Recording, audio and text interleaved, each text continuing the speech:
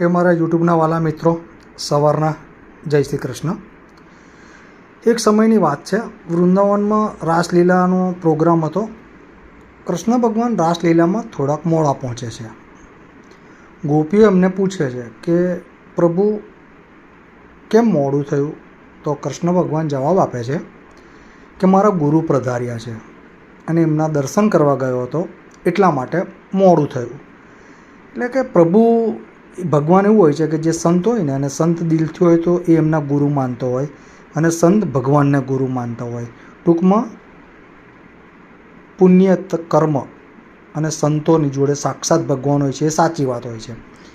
તો ગોપીઓ એવું પૂછે છે કે કયા ગુરુ છે તમારા? તો કે દુર્વાસા મુનિ. ઓકે, અમારે પણ પ્રભુ દર્શન કરવા છે, અમને પણ લઈ જાઓ. કૃષ્ણ ભગવાન કહે કે સંતના દર્શન કરવા માટે ખાલી હાથે ના જવાય, કશું ને કશું લઈ જવું પડે, કોઈ પણ ભોગ. તો ગોપીઓ કહે છે અમે બધો ભોગ બનાવવા તૈયાર છે. બધી ગોપીઓ ભેગું થાય છે, ખીર પૂરી જાત જાતના બધા પકવાન બનાવીને રેડી થાય છે. પછી કૃષ્ણ ભગવાનને કહે છે કે ચલો દર્શન કરવા જઈએ. જતા હોય છે, રસ્તામાં યમુના નદી આવે છે.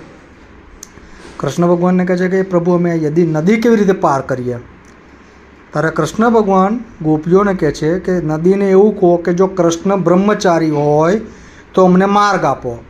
ગોપીઓ હસે છે, પણ હવે ભગવાને કીધું એટલે બોલે છે કે યમુનાજી, કૃષ્ણ જો બ્રહ્મચારી હોય તો અમને માર્ગ આપો. યમુનાજી એમને માર્ગ આપે છે અને દુર્વાસા મુનિના આશ્રમ સુધી પહોંચે છે, જ્યાં એમને પડાવ નાખ્યો હોય છે. ત્યાં જાય છે, બધા જાત જાતના ભોગ ધરાવે છે.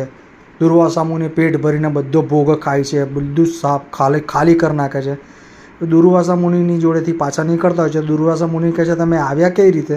તો કે આવી રીતે કીધું, કૃષ્ણ જો બ્રહ્મચારી હોય તો યમુનાજી અમને માર્ગ આપો. હવે અમે જઈએ કઈ રીતે? તો દુર્વાસા કહે છે કે મેં ખાલી જમણા જળ પીધું છે એવું કહો, મેં અન્નનો દાણો ના લીધો, મેં ખાલી જમણા જળ લીધું છે, તો મને જમનાજી માર્ગ આપો. તો જમનાજીને એવું કહે છે કે જો દુર્વાસા મુનિએ ખાલી જમના જળ પીધું હોય, અન્નનો દાણો લીધો ના હોય, તો મને માર્ગ આપો. જમનાજી માર્ગ આપે છે, જાય છે. પછી ગોપીઓ બહુ હસે છે. તો કૃષ્ણ ભગવાન કહે છે કમ હસો છો? તો કે તમે બી જુઠ્ઠા ને તમારા ગુરુ પણ જુઠ્ઠા.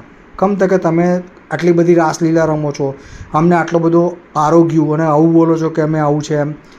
તો કહે છે કે તમે મારી જોડે રાસ રમો છો, પવિત્ર ભાવથી રમું છું, અને દુર્વાસા મુનિએ દીધું એ પ્રસાદ હતો, બરાબર છે, એટલે તમે દિલથી કરેલા ભાવથી કામ કર્યું એટલે બરાબર હતું.